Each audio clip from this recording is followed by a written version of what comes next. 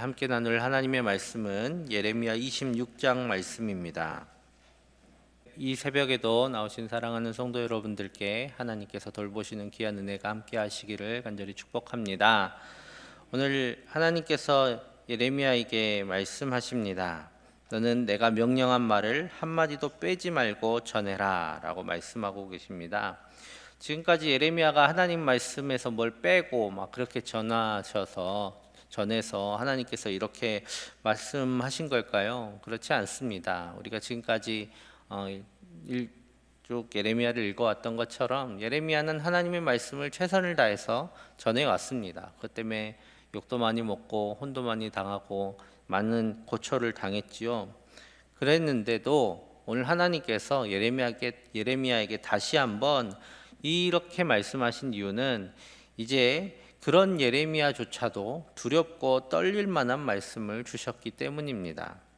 말씀 자체도 무서울 뿐만 아니라 그 말씀을 전하는 것도 두려울 만한 말씀을 하나님께서 주십니다. 그렇기 때문에 담대하게 모든 말씀을 빼지 말고 전하라고 다시 한번 명령하신 것입니다. 그러시면서 가장 강력하고 뼈아픈 말씀을 만약에 이 백성이 듣고 그들이 돌아온다면, 돌이키고 회개한다면 이 모든 재앙을 돌이키리라고 오늘 3절에서 말씀하고 계십니다. 우리 3절 말씀 같이 읽겠습니다. 그들이 듣고 혹시 각각 그 악한 길에서 돌아오리라. 그리하면 내가 그들의 악행으로 말미암아 그들에게 재앙을 내리려 하던 뜻을 돌이키리라. 아멘. 이 말씀 안에 담긴 혹시라는 단어가 참 마음이 아픕니다. 하나님께서 마지막까지 혹여나 이스라엘이 다시 돌아오기를 바라시는 마음이 이 단어 가운데에 담겨 있습니다. 그러면서 정말 최후의 가장 뼈아픈 회초리 같은 그런 말씀을 이스라엘에게 선포하라고 하십니다. 오늘 4절에서 6절 말씀인데요. 제가 읽도록 하겠습니다. 너는 그들에게 이와 같이 이르라. 여호와의 말씀에 너희가 나를 순종하지 아니하며 내가 너희 앞에 둔 내 율법을 행하지 아니하며 내가 너희에게 나의 종 선지자들을 꾸준히 보내 그들의 말을 순종하라고 하였으나 너희는 순종하지 아니하였느니라. 내가 이 성전을 실로같이 되게 하고 이 성을 세계 모든 민족의 저주거리가 되게 하리라 하셨느니라. 아멘. 참 아멘하기 힘든 말씀입니다. 이스라엘 백성이 끝까지 순종하지 않는다면, 하나님의 말씀대로 살지 않는다면 그들에게 이 성전이 실로같이 되게 하고 예루살렘을 세상 사람들이 보며 저주받은 성이라고 말할 것이라고, 그렇게 될 것이라고 하나님께서 말씀하십니다. 정말 최후의 경고와 같은 것이죠. 여기에 보면 실로라는 지명이 나옵니다. 이 실로는 여호수아 시대 때부터 이 사무엘 시대 때까지 성막이 있었고 언약궤가 있었던 장소입니다. 그래서 그곳에서 이제 우리가 사무엘서 읽어보면 나오는 엘리 제사장의 두 아들 홈니와 비느하스가 언약궤를 가지고 블레셋과의 전쟁에 나갔다가 언약궤를 빼앗겼다라고까지만 성경에 나오지만 많은 학자들은 이때에 이 전쟁을 통해서 실로가 파괴되었을 것이다 라고 이야기하고 있습니다. 하나님의 성막이 있던 실로가 파괴되었던 것처럼 하나님의 성전이 있는 예루살렘이라고 하나님께서 그냥 두시지 않겠다라고 말씀하십니다. 그래서 오늘 그렇게 하나님께서는 경고하십니다. 이 성전이 있다고, 이 예루살렘이 성전을 품고 있다고 내가 그냥 두지 않겠다라고 경고하시는 것이죠. 그런데 예수님 시절에도 그렇지만 그 당시에도 비록 하나님을 향한 온전한 따름이, 순종이 있지는 않았어도 당시 이스라엘 백성들은 하나님께서 자기 성전과 성전이 있는 예루살렘을 지켜주실 것이라는 그런 믿음이 있었습니다. 그렇기 때문에 거꾸로 성전이 파괴된다거나 예루살렘이 무너진다거나 하는 것은 일종의 신성모독과 같은 것으로 받아들였습니다. 그래서 백성들과 제사장들과 선지자들이 이 예레미야에게 달려듭니다. 8절 말씀 제가 읽겠습니다. 예레미야가 여호와께서 명령하신 말씀을 모든 백성에게 전하기를 마침에 제사장들과 선지자들과 모든 백성이 그를 붙잡고 이르되 내가 반드시 죽어야 하리라 라고 말을 합니다. 하나님께서 말씀하셨던 대로 또 예레미야가 예상했던 대로 그런 일이 일어난 것입니다. 예레미야는 수많은 사람들에게 붙잡혀서 재판정으로 가게 됩니다. 여기 보면 유다의 고관들이 이 말을 듣고 이런 사건이 일어났음을 듣고 그 여호와의 성전 새 대문 입구에 앉았다라고 하는데, 여기가 재판장이 열렸다라는 뜻입니다. 대문 입구에서 늘 재판을 열었기 때문이죠. 자, 그런데 이제 그곳에 와가지고 제사장들과 선지자들, 특히 제사장들은 성전이 무너진다는 소리는 진짜로 신성모독과 같은 말씀이죠. 그래서 그에게 예레미야에게 예레미야가 죽는 것이 합당하다라고 하는 이제 사형을 구형합니다. 이 사람들은 지금 이제 검사가 된 것이죠. 그래서 구형을 합니다. 이 사람이 죽어야 된다. 신성을 모독했다. 이 성전이 예루살렘이 파괴된다고 무너진다고 예언했다라고 사형을 구형하지요. 그런데 그 자리에서 예레미야는 목숨을 구걸하지 않습니다. 끝까지 자신이 받은 말씀에 순종합니다. 끝까지 그리고 말씀을 선포합니다. 우리 12절 13절 말씀 우리 같이 읽겠습니다. 예레미야가 모든 고관과 백성에게 말하여 이르되 이 성전과 이 성을 향하여 예언하게 하셨느니라. 그런즉 너희는 너희 길과 행위를 고치고 너희 하나님 여호와의 목소리를 청종하라. 그리하면 여호와께서 너희에게 선언하신 재앙에 대하여 뜻을 돌이키시리라. 아멘. 예레미야는 하나님께서 주신 이 말씀을 정말 하나님께서 주신 말씀이기 때문에 끝까지 당당할 수 있었습니다. 무엇보다 이렇게 선포하시는 하나님의 마음을 그도 잘 알고 있었습니다.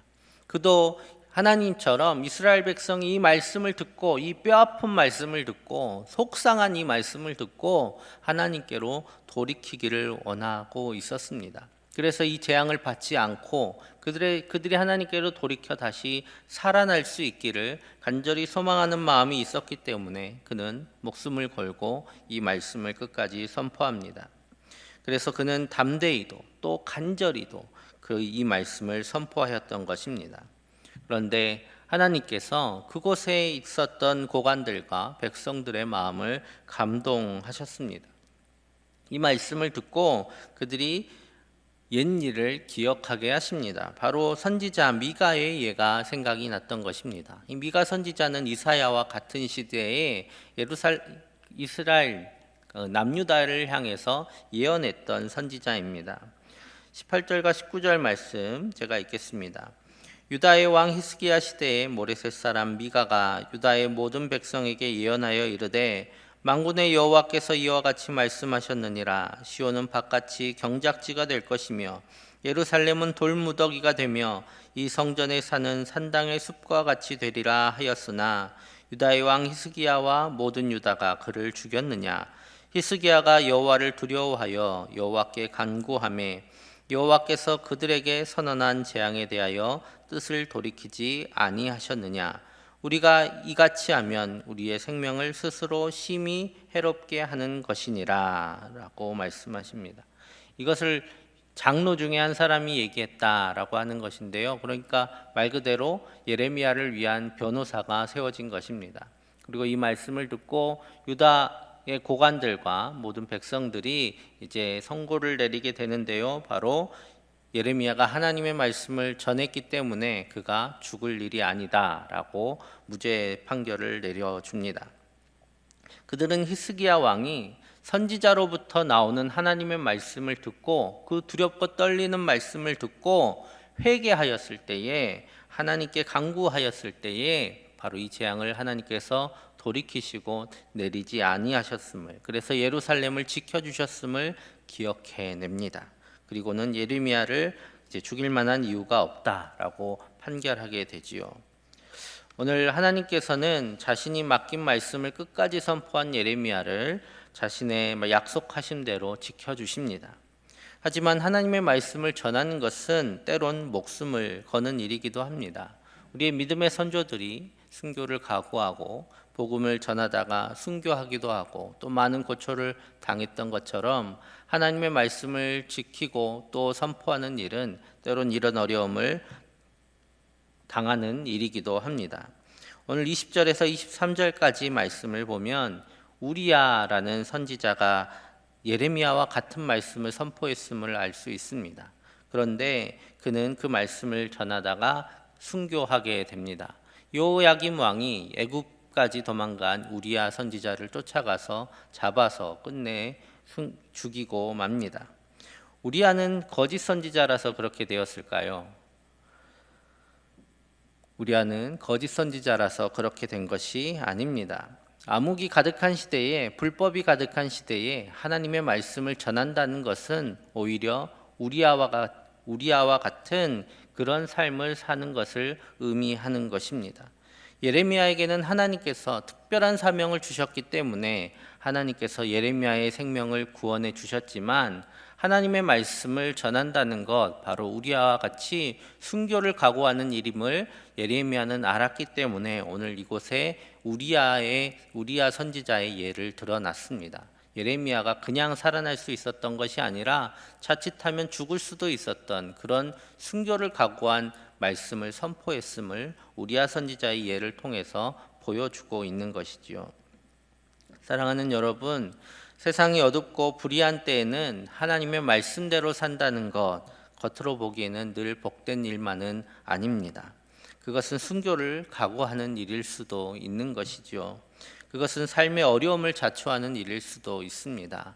하나님의 말씀대로 살았는데 하나님께서 복을 주시기는커녕 세상으로부터 핍박과 어려움과 또 삶의 가난을 주실 수도 있는 일입니다. 하지만 그렇게 하나님의 말씀대로 살아내야만 그곳에 소망이 있습니다. 오늘 예레미야가 하나님의 말씀을 선포했기 때문에 그래도 몇몇 고관들과 많은 백성들이 하나님의 말씀이 그곳에 있음을 알았고 아직까지는 그 가운데 소망이 있었습니다. 그곳에 다시 빛이 비출 수 있는 것은 하나님의 말씀대로 살아가고 있고 하나님의 말씀을 선포하는 하나님의 사람들이 그곳에 있기 때문입니다. 오늘 우리의 삶의 자리에서 굳건히 서서 하나님의 말씀에 순종하는 것 또한 오늘 예레미야와 같이 순교자로서 살아가는 삶의 믿음입니다. 그것이 때로는 우리에게 복으로 올 수도 있습니다. 하지만 때로는 그것 때문에 순교와 같은 어려움을 당하는 일을 자초할 수도 있습니다. 하지만 하나님께서는 이 믿음을 지켜나가시기를 간절히 원하고 계십니다. 오늘 예레미야를 살려주신 하나님께 집중하지 말고 죽음을 각오하고 하나님의 말씀을 선포한 예레미야를 바라보기를 소망합니다. 생사화복이 하나님께 있기 때문에 그것들은 하나님의 섭리와 계획 가운데 있습니다. 하지만 우리는 다만 하나님께서 명령하신 대로 복음을 따라 살며 또 복음을 전하며 또 하나님의 자녀로서 우리의 자리에 서 있기를 간절히 소망합니다. 이를 통해서 하나님께서 이 땅에 그리고 우리의 가정에 하나님의 계획을 이루실 것이기 때문입니다. 오늘 이 믿음이 우리 가운데 있기를 간절히 소망합니다. 오늘 하루 살아가면서 우리의 자리에서 하나님의 복음을 전하며 또 하나님께서 주신 말씀대로 살아감을 통해서 하나님께서 이 땅 가운데 하나님의 일을 이루시기를 간절히 축복합니다. 함께 기도하겠습니다. 예레미야와 같이 하나님, 우리 가운데 하나님의 말씀을 담대히 따르며 살아가게 하여 주옵소서. 또한 하나님께서 주신 복만을 따르는 것이 아니라 하나님을 따르는 담대한 믿음을 주옵소서. 그리고 코로나19가 확산되지 않도록 하나님께서 막아주시고 또 백신과 치료제가 개발되어 마음껏 하나님께 예배하며 평안한 일상을 다시 회복할 수 있게 하여 주옵소서. 위에서 함께 기도하겠습니다. 사랑의 아버지 하나님, 하나님께서 오늘 예레미야를 통하여 우리에게 주신 말씀을 묵상합니다. 하나님께서 주신 말씀을 전하기 위해 자기의 목숨을 걸고 위험 가운데서도 하나님의 말씀을 담대히 외쳤던 예레미야처럼 우리 또한 하나님의 말씀을 담대히 전할 수 있기를 원합니다. 또한 하나님의 말씀대로 살아갈 수 있기를 원합니다. 어렵고 불의한 시대 가운데서도 하나님의 자녀로 우리를 불러주셨사오니 우리가 주님의 말씀대로 살아감으로 이 땅 가운데 주님의 빛을 비추는 복된 주의 자녀들이 다 되게 하여 주옵소서. 비록 그 때문에 삶의 어려움이 다가올 수도 있고 또한 하나님께서 주시는 귀한 복 가운데 살아갈 수도 있지만 우리가 그것들을 바라보는 것이 아니라 오직 하나님만을 바라보고 하나님을 따르는 우리가 되게 하여 주시옵소서. 주님, 하나님께서 주신 복만을 따르는 사람들이 아니기를 원합니다. 주님께서 우리를 불러주셨기에 주님을 따르는 우리가 되게 하여 주시옵소서. 하나님만을 따르는 담대한 믿음을 주옵소서. 주님을 따르고 모든 것들을 주님께 맡기는 믿음의 거장들이 다 되게 하여 주시옵소서. 또한 주님, 우리 코로나19로 인하여 많은 어려움들이 당하고 있습니다.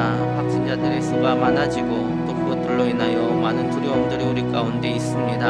아버지 하나님, 이 코로나19가 확산되지 않도록 주님 막아주시고 또 백신과 치료제가 개발되게 하여 주셔서 우리가 다시 한번 우리의 일상을 회복할 수 있도록 주님 은혜 베풀어 주시옵소서. 우리가 마음껏 예배하기를 원합니다. 찬양할 수 있기를 원합니다. 함께 모여 교제하기를 원합니다. 하지만 주님, 이 어려움의 시대 가운데도 주님께서 은혜 베풀어 주셨기에 우리는 주님의 말씀에 순종하며 또 이 땅 가운데 하나님께서 원하시는 것을 이루기 위해 또 이렇게 조심히 살아가고 있습니다. 주여, 간절히 원하옵기는 일상을 회복시켜 주시고 마음껏 주님께 예배하는 그날을 우리 가운데 허락하여 주시옵소서. 주님, 우리의 일상을 돌보아 주시옵소서. 사랑의 아버지 하나님, 하나님께서 오늘 예레미야를 통하여 우리에게 하나님의 말씀대로 서기를 간절히 소망하심을 주님 알게 하시니 감사합니다. 하나님의 말씀대로 살아가게 하여 주시고 우리에게 주신 그 모든 삶의 자리에서 주님의 뜻을 붙잡고 살아가는 우리 모두 되게 하여 주시옵소서. 이를 통하여 하나님의 말씀이 또 하나님의 복음이 선포되게 하여 주시고 이 땅 가운데 하나님의 빛이 비추어지는 역사를 우리를 통해 이루어 주시옵소서. 또한 우리가 복을 따르는 것이 아니라 하나님을 따르는 담대한 믿음의 소유자들이 다 되게 하여 주시고 또 하나님께서 주신 말씀대로 살아갈 수 있는 믿음의 거장들이 다 되게 하여 주시옵소서. 코로나19가 속히 소멸될 수 있도록 주님 은혜 베풀어 주시고 우리가 마음껏 모여 예배할 수 있는 그날이 속히 올 수 있도록 주님 치료제와 백신 또한 속히 개발되게 하여 주시옵소서. 오늘 하루의 삶도 주님께 올려드립니다. 온전히 주님을 따르는 이 하루가 되게 하여 주시고 주님의 은혜 가운데 평안한 하루 될 수 있도록 주여 돌보아 주옵소서. 감사드리며 예수님의 이름으로 기도합니다. 아멘.